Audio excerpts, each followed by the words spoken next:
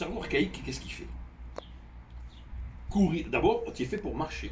Mhm. Tu marches et tu dois prendre le temps de respirer, d'hummer, de Normalement. sentir la vie, etc., etc. Pour développer tes sens. Voilà. Et te nourrir de la nature et te mettre dans les 5 éléments de la nature. Qu'est-ce qui se passe quand tu cours? Pourquoi dans ton cerveau archaïque tu cours? Pour oublier tout ça. Non, jamais de la vie. C'est parce que tu as peur. Si je suis en danger, sauf qui peut. Je m'en vais. Donc je cours. Donc chaque fois que tu vas faire du sport à outrance, quelque part, tu vas réveiller chez toi ton cerveau archaïque de peur. Et regarde souvent ceux qui vont faire du sport. Ils ont eu des chocs émotionnels dans la famille. Ils ont eu des divorces. Ils ont eu des inquiétudes. Ils te disent je vais courir parce que je veux oublier. Oui. En Je veux vérité, maigrir. voilà, ils réveillent simplement que des peurs chez eux. Et donc leur cerveau archaïque va faire en sorte qu'ils vont courir, courir, courir. Mais quand tu cours, tu montes de l'adrénaline. D'abord, ils te le disent, j'ai de l'adrénaline, l'endorphine, je me sens bien. Sauf que tout ça, ça acidifie ton corps.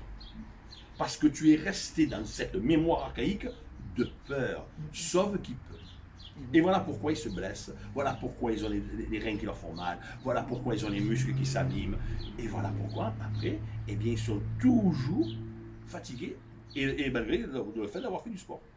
Et tu regardes bien tous les grands sportifs, etc., ils finissent tous avec des hanches, des genoux en moins, etc. Mais parce que toujours, cours. Ils courent après quoi? Tu cours après tes peurs. Et donc, automatiquement, tu fais travailler ton cerveau. Et tu as beau leur dire, hein, tu te dis, mais non, mais ça me fait une demande de billet. Oui, tu fais de l'endorphine, etc. Sur le moment. Oui, mais tu acidifies ton corps. C'est-à-dire que ton cerveau, pour se sauver, lui, il n'y a pas 36 solutions. Eh non. Cours. Cours après moi que je t'attrape. Non, mais c'est sûr. Cours après moi que je t'attrape. Donc, en vérité, la phrase, c'est cours après moi que je t'attrape. C'est je cours pour essayer de rattraper quelque chose. Rattraper quoi? Même mes peurs.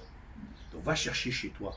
Et rattraper le manque. Et voilà. Et souvent, la plupart du temps, les grands spécialistes du sport, ils te disent marcher. Oui. Marcher. Marcher, d'ailleurs, la marche nordique, c'est marcher. Nordique, c'est marcher. C'est pas courir. Hein. Ah non. Marche. Plus tu marches, plus tu développes.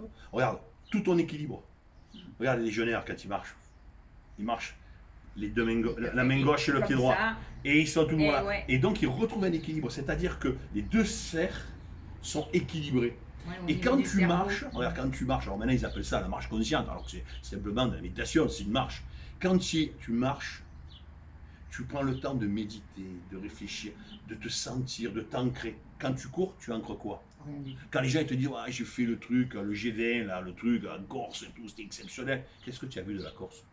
Qu'est-ce que tu as senti de la garrigue de la Corse ou de la Provence? C'est-à-dire que tu es passé à côté de quelque chose. En vérité, quand tu cours pour croire que tu vas te détendre, tu ne fais simplement que reproduire ce que tu as fait toute la semaine. Parce que tu ne sais pas faire autrement. Ah oui.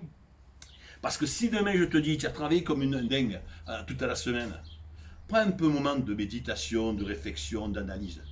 Tu ne peux pas le faire. Non.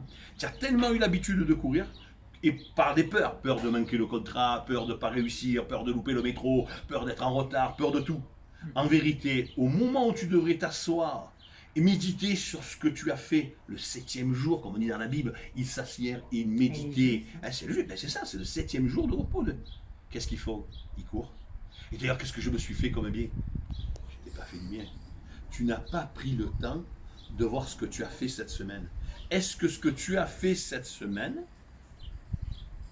était bonne pour toi? Est-ce qu'elle t'a apporté quelque chose? Bien. Si tu fais le bilan. Mais quand tu vas courir, je ne suis pas contre le sport, mais quand tu vas courir, et tu ne fais que courir jusqu'à l'épuisement en te disant oh, je suis bien, eh bien, tu continues ta semaine du lundi au dimanche. Puis tu oublies, c'est pour oublier. Voilà, mais tu oublies quelque chose qui est devant toi. Alors qu'à un moment, marcher, c'est du sport, c'est marcher, tranquille, et c'est déposer ses stress, et c'est aller chercher au fond de toi, ce que tu aimes réellement. Et il y en a beaucoup qui font du sport. Et quand ils ne sont pas bien dans le couple, quand ils ne sont pas bien dans leur travail, quand ils ne sont pas bien dans leur vie, tu les vois là, comme des dingues, ils forcent. Et après tu leur dis, mais ça me fait du bien. Qu'est-ce qui te fait bien? Sur le moment. Oui, mais j'ai mal au dos, j'ai mal aussi, je me suis claqué, etc. Mais Bah tu ne oui. t'es pas posé la question pourquoi ton cerveau te dit tu as mal au dos, pourquoi tu te claques. Assieds-toi, réfléchis pourquoi. Pourquoi tu es allé trop fort? Pourquoi tu es allé trop vite? Pourquoi tu as besoin de te faire mal? Regarde J'ai l'hiver. besoin de me faire mal. Regarde l'hiver. Oui. Les gens qui vont avec le ski, qui ont été toute